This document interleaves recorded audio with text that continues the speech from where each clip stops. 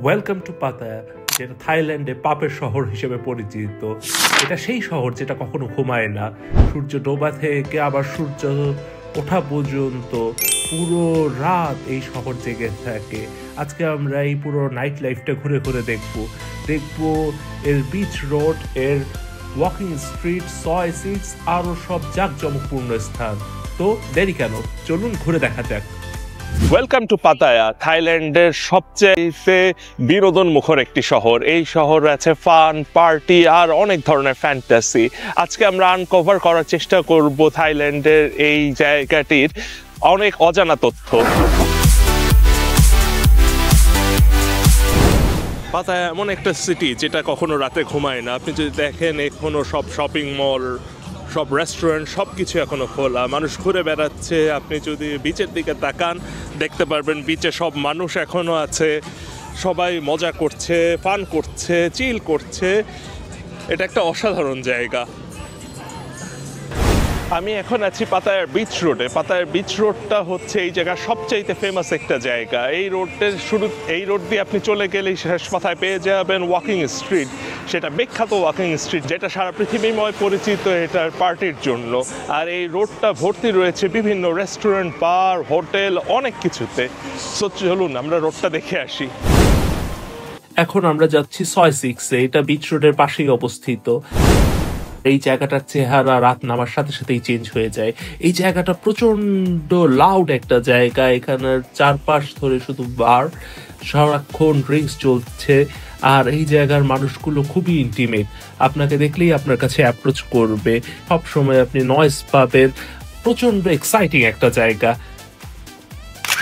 আমি এখন দাঁড়িয়ে আছি পাতায়ার সবচাইতে বিখ্যাত ওয়াকিং স্ট্রিটের সামনে, আর আমি এখন সেখানে ঢুকবো। সো লেটস গো।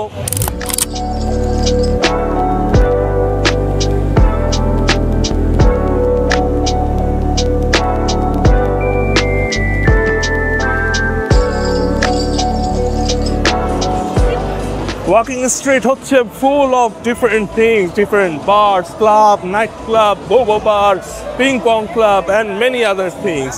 এই জায়গাটাতে শুধু কালার লাইভ পার্টি, সারা রাত এখানে পার্টি চলে, অল ক্রেজি।